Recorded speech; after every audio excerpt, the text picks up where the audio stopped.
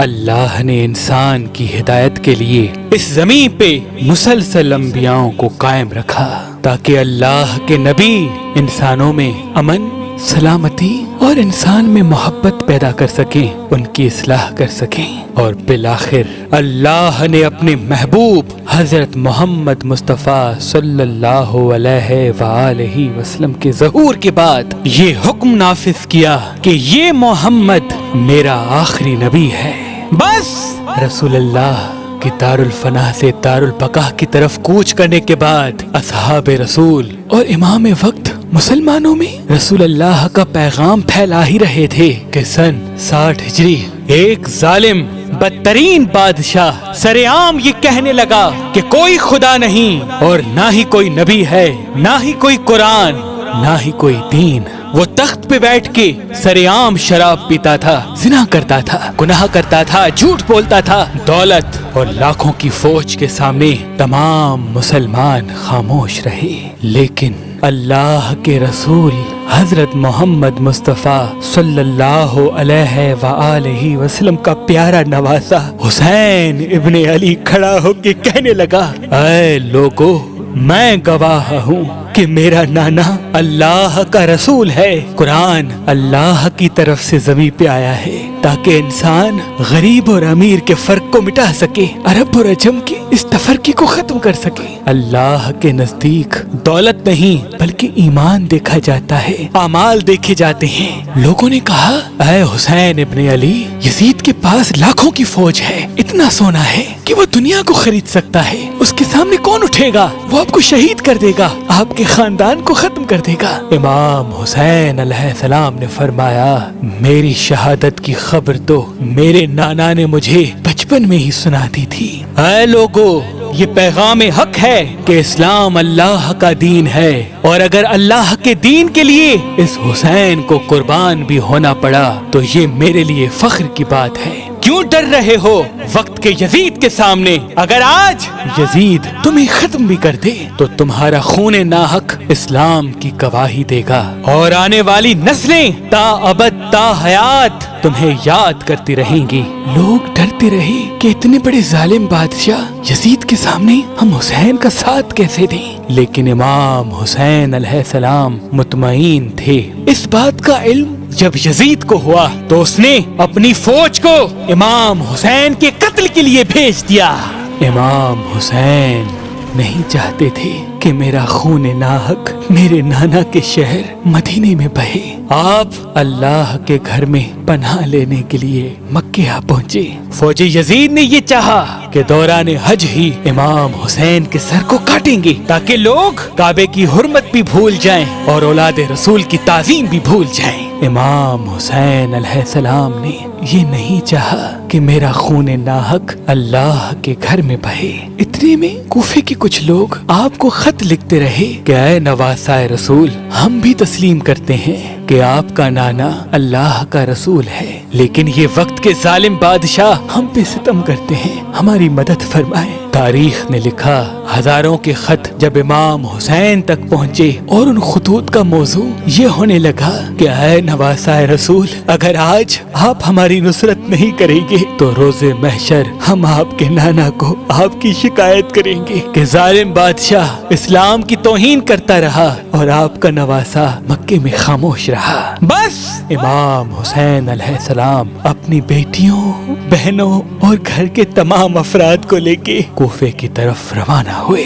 فوج یزید کو جب یہ معلوم ہوا، انہوں نے امام حسین اور ان کے خاندان کا رستہ روک لیا۔ اس وقت جو یزیدی فوج کا سالار تھا اس کا نام حر ابن رہائی تھا۔ امام حسین علیہ السلام فرمانے لگے، اے حر، کیا تو نہیں جانتا میں تیرے رسول کا بیٹا ہوں اور یزید اسلام کا مذاق اڑا رہا ہے؟ کیا جواب دو گے جب تم روز محشر اللہ کے رسول کے سامنے آؤ گے؟ وہ نظریں جھکانے لگا اور امام حسین علیہ السلام رواں ہوئے تاریخ نے لکھا ایک جگہ امام حسین علیہ السلام کا گھوڑا رک گیا، ایک آندھی اٹھی، بی بی زینب نے فرمایا بھائی حسین اس زمین سے مجھے تیری خون کی بو آ رہی ہے۔ امام حسین علیہ السلام نے فرمایا انا للہ و انا الیہ راجعون، ہاں میری بہن یہ وہی زمین ہے جہاں میرا خون ناحق بہے گا، اور یہاں سے تم کو قیدی بنا کے کوفہ و شام کی طرف لے جایا جائے گا۔ امام حسین نے فرمایا عباس خیمے نصب کرو، ہم یہیں ٹھہریں گے۔ اس زمین کو امام حسین علیہ السلام نے خرید کیا اور اس کا نام جاگیر علی اکبر رکھا۔ آج بھی زمین کربلا جہاں شہدائے کربلا آرام فرما رہے ہیں جاگیر علی اکبر کے نام سے یاد کی جاتی ہے۔ فوج یزید کو جب یہ معلوم ہوا کہ ہمارا سالار حر رسول کے نواسے کے ساتھ نرمی سے پیش آ رہا ہے، اس نے فوج کے سالار کو تبدیل کیا۔ عمر بن سعد اور شمر ہزاروں کی فوج کے ساتھ کربلا آ پہنچے اور آل رسول پہ سختیاں دن بدن بڑھتی رہی۔ تاریخ نے لکھا امام حسین کے خیام نہر فرات کے کنارے پہ تھے۔ فوج یزید نے سوچا اگر حسین پانی کے ساتھ ہے اس کو فتح کرنا ناممکن ہے، اگر حسین کے خیمے نہر سے ہٹ جائیں تو ہم ان کو پانی کے لیے ترسائیں گے اور پھر پیاسا رکھ کے ان کو شہید کریں گے۔ فوج یزید خیام حسینی کی طرف بڑھی اور کہنے لگی کہ وقت کے بادشاہ یزید کا حکم ہے کہ اپنی خیمے نہر سے ہٹاؤ۔ حضرت غازی عباس نے جب یہ سنا اپنی تلوار کو نیام سے نکالا اور کہنے لگے کس میں ہے ہمت کہ رسول اللہ کے خیمے نہر سے ہٹائے۔ اے لوگو، پانی اللہ کی نعمت ہے اور اللہ نے اس پانی کو بھی محمد و آل محمد کے صدقے خلق کیا۔ فوج یزید میں کوہرام برپا ہو گیا۔ امام حسین غازی عباس کے کندھے پہ ہاتھ رکھ کے فرمانے لگے عباس اپنی تلوار نیام میں رکھ، میں نہیں چاہتا کہ دنیا یہ کہے کہ رسول اللہ کا خاندان پانی کے لیے لڑا۔ عباس ہم یہاں جنگ جیتنے نہیں بلکہ اپنے لہو سے اسلام کی صداقت کو بیان کرنے آئے ہیں۔ اپنے ہاتھوں سے جیسے تم نے یہاں خیمے لگائے تھے ویسے ہی یہاں سے خیمے نکالو۔ اللہ کی مرضی ہے کہ رسول اللہ کا خاندان پیاسا رہے اور ان کی پیاس کی شدت روز محشر تک زمانہ یاد کرتا رہے۔ غازی عباس کی آنکھیں نم ہوئی اور سادات کے خیمے نہر سے دور نصب ہو گئے۔ فوج یزید کا یہ کہنا تھا کہ اے حسین مان لو کہ یزید سچ کہہ رہا ہے، کوئی دین نہیں، کوئی اسلام نہیں۔ امام حسین علیہ السلام فرماتے تھے اے لوگو، اللہ گواہ ہے کہ اسلام اللہ کا دین ہے، میرا نانا محمد مصطفیٰ صلی اللہ علیہ وآلہ وسلم اللہ کا رسول ہے، قرآن اللہ نے زمین کی طرف بھیجا ہے، مجھے مار بھی دو گے تبھی بھی میرے خون کا قطرہ قطرہ رسول اللہ کی نبوت کی گواہی دے گا۔ حکومت، دولت اور طاقت کے سامنے نہ جھکو، یاد رکھنا یہ طاقت، حکومت ختم ہو جائے گی، اللہ کا دین تا ابد تا حیات باقی رہے گا۔